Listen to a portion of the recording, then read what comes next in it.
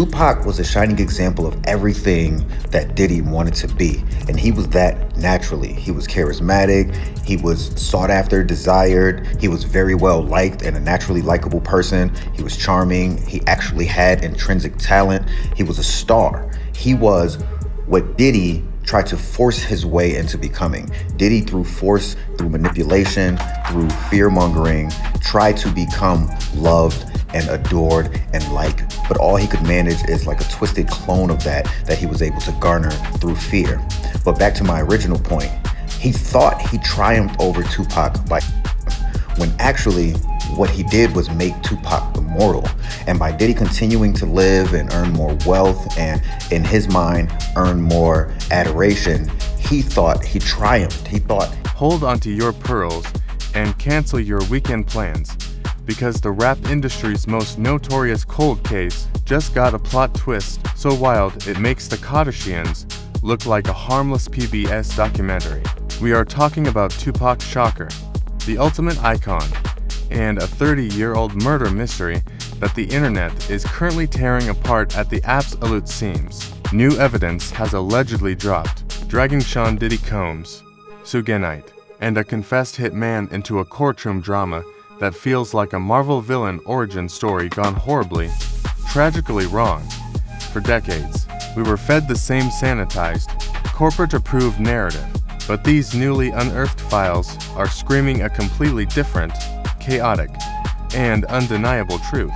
We are talking about million-dollar bounties, secret police interrogations, and a betrayal so deep it makes Zeus's backstage family drama look like a peaceful Sunday brunch. The streets are buzzing, the historical timelines are shattering, and the so-called untouchables of the 90s are suddenly sweating right through there. Expensive designer suits. Did a legendary rapper's untimely demise get orchestrated by the very people who claim to be his biggest, most loyal allies? The leaked files say yes, the streets are screaming yes, and the internet is absolutely losing its collective, unhinged mind over the implications. But before you think you already know how this tragic story ends, the final piece of evidence is about to drop, and it will completely rewrite hip-hop history forever. Let's rewind the clock to November 1995, back when the rap industry was a literal war zone and egos were sharper than switchblades. The catalyst for this catastrophic domino effect was a woman named Sarah Chapman, who was photographed with Tupac, radiating that raw, untouchable charisma money simply cannot buy. She was Sean Diddy Combs' ultimate dream girl, and Diddy reportedly saw this as a direct, unforgivable declaration of war. According to explosive, long-buried allegations, this jealousy-fueled slight sparked Diddy's very first, ruthlessly swept under the rug attempt to eliminate Pac. It was allegedly $1 million problem from day one, setting a toxic precedent that police conveniently investigated for exactly 1 day before burying the file forever. Fast forward to 1996, and Tupac finds himself trapped in the gilded, inescapable cage of death row records, courtesy of Suge Knight. While the streets romanticize the lavish lifestyle, Tupac's biological father, Billy Garland, recently dropped a bombshell confession that shatters the entire narrative. Garland admitted with heart, I feel so bad. I gotta live the rest of my life realizing that maybe if I was a better father, he might not have. I feel so bad. I gotta live the rest of my life realizing that maybe if I was a better father, he might not have gotten in that situation. He might have had enough wisdom to know that this motherfucker nothing but a scoundrel. But he looked up to him like a father. With heartbreaking regret that if he had been a more present father, 8 months later, Tupac never would have looked at Suge as a father figure. This matters because Pac was actively realizing that Suge was systematically bleeding him dry, stealing his hard-earned money right out from under his nose. Tupac was allegedly just a singles away from completing his contract and walking away a free artist. But Suge was not about to let his most lucrative asset escape. The tension reached an absolute boiling point just 48 hours before the fatal Vegas trip, sparking an altercation so vicious it permanently fractured the inner circle. Snoop Dogg, originally slated to ride in that infamous black BMW alongside Tupac and Suge, abruptly changed his travel plans at the very last second. In a highly scrutinized interview, Snoop admitted that he and Tupac were no longer seeing eye to eye, hinting at deep, unresolved friction stemming from a chaotic New York incident. Snoop claimed he tried to extend an olive branch about making music, but Pac took it the wrong way, creating a rift that literally saved Snoop's life. Speculation runs wild that Snoop caught wind of a targeted hit and strategically removed himself from the blast zone. This brings us to the night of September 7, 1996, a timeline so riddled with suspicious anomalies that it reads like a poorly written Hollywood heist script. Tupac and Suge attended the Mike Tyson fight at the MGM Grand with absolutely zero professional security, a baffling decision considering Suge's entire background was rooted in the security business. Former LAPD detective Russell Poole famously flagged this glaring omission, suspecting the lack of protection was a calculated setup. The chaos ignited in the hotel lobby when Tupac's entourage brutally beat Orlando Baby Lane Anderson, a known rival gang member. Insiders now claim this specific rival was strategically planted in that lobby by someone with deep pockets and darker intentions. After the lobby brawl, the crew retreated to change clothes before hitting Club 662, cruising the Vegas Strip in an all-black BMW with the windows rolled down. It was a parade of vulnerability. And at the intersection of East Flamingo and Colville Lane, a white Cadillac pulled up alongside them.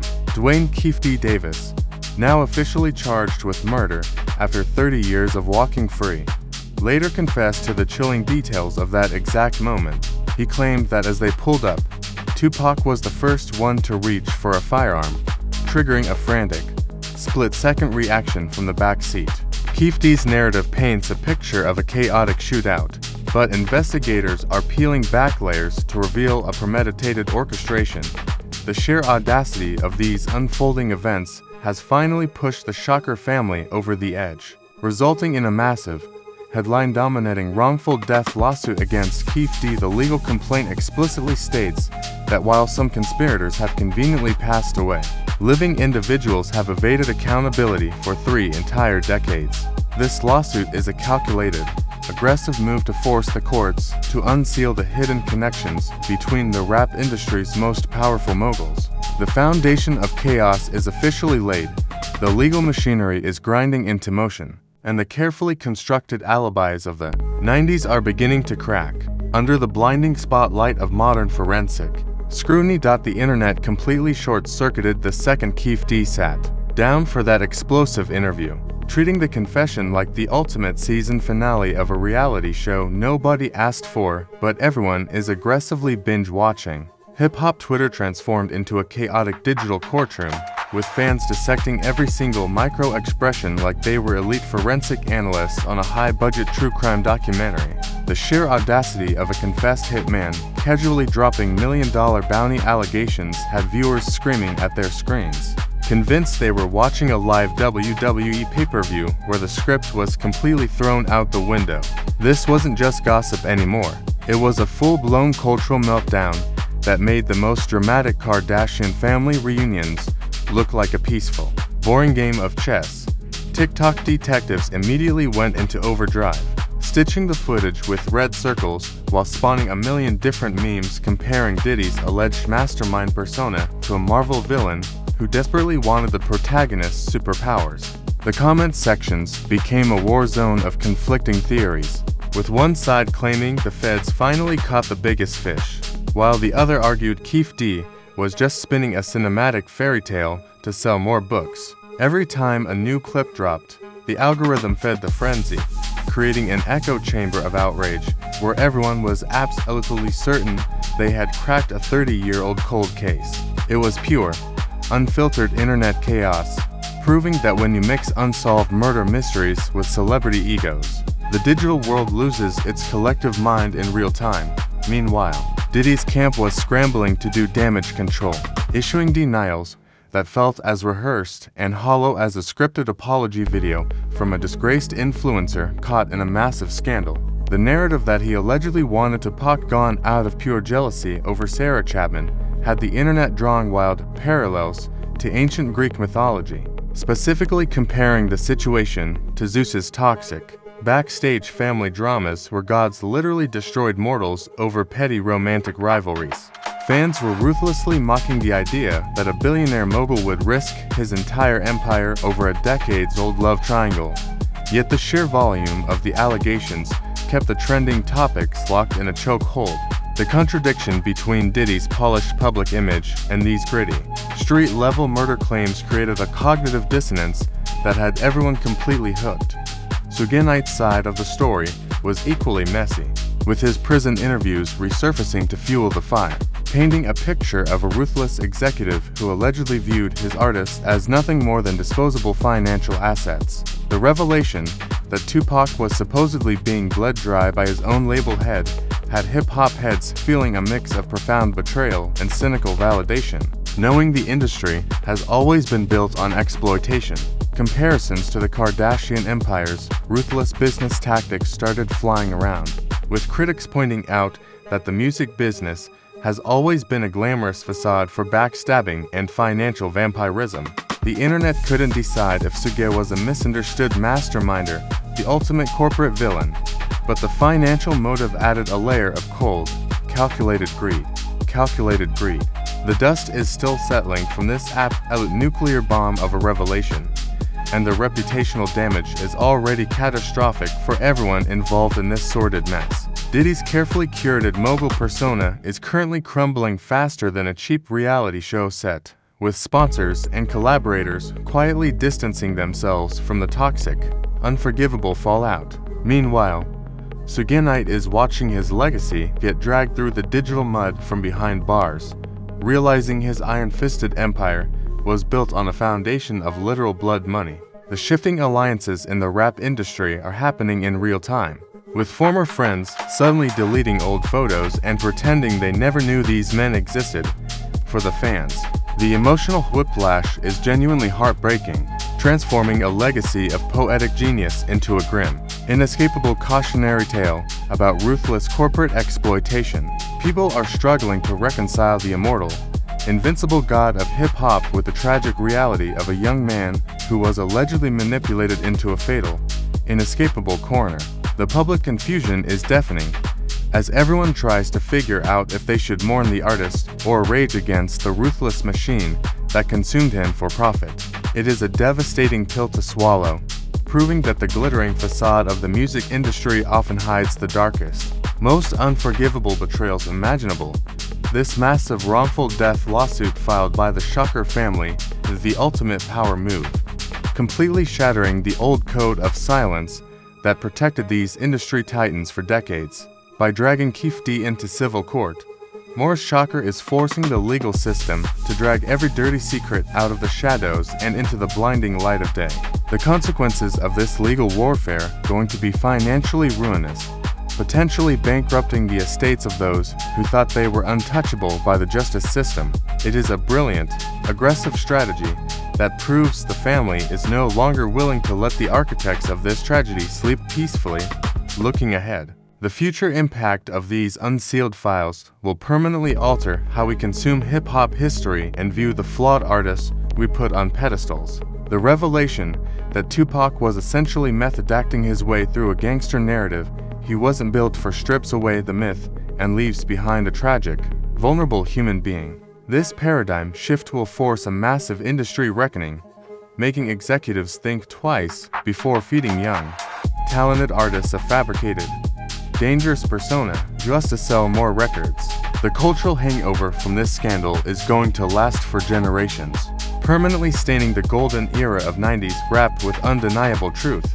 But just when you think the board is completely cleared and all the cards are finally on the table, the feds drop an unexpected revelation that stops everyone dead in their tracks. Investigators have reportedly uncovered a secondary layer of encrypted communications that suggests the original hit wasn't just a spontaneous street retaliation, but a heavily financed, multi-tiered operation involving ghost brokers. These shadowy middlemen allegedly took cuts from multiple rival factions, meaning the people who actually pulled the triggers might not even be the ones who signed the checks. The conspiracy just expanded from a simple jealousy plot into a massive, labyrinth and web of corporate espionage. And here is the ultimate, mind-blowing twist that proves we have only scratched the absolute surface of this 30-year-old nightmare that refuses to stay buried. Leaked documents hint that a highly placed, currently active music executive was secretly feeding real-time location data to the shooters through a compromised security detail. This means the person who orchestrated the lack of protection on that fatal night is still walking free, still collecting royalties, and still smiling for the cameras. The true mastermind isn't sitting in a prison cell. They are sitting in a boardroom, waiting for the dust to settle before making their next ruthless move. The game of musical chairs is far from over, and the next person to get eliminated might just be the one holding the final smoking gun. As the legal battles heat up and the digital mob demands absolute transparency, the walls are closing in on the last remaining architects of this tragic deception. You thought you knew the whole story, but the most dangerous player is still hiding in plain sight, completely untouchable and utterly ruthless. Keep your eyes peeled and your receipts saved, because the final chapter of this hip-hop tragedy is about to get exponentially darker. If your jaw is currently resting on the floor, you need to check your pulse right this very second. We just peeled back 30 years of Hollywood lies, corporate greed, and absolute hip-hop betrayal, and the internet is still shaking from the aftershocks. Do not just sit there staring blankly at your screen like a background extra in a low-budget documentary. Smash that like button like it owes you money, because this channel is the only place giving you the unfiltered, uncensored truth the mainstream media is terrified to touch. Drop a comment right now telling me which industry titan you think is secretly sweating bullets in their mansion tonight. Are we Team Suge, Team Diddy? Or are we waiting for that shadowy boardroom executive to finally slip up and expose themselves?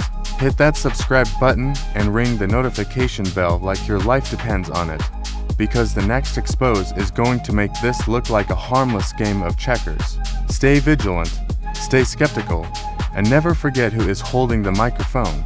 This is the Rap Truth. Rap Truth.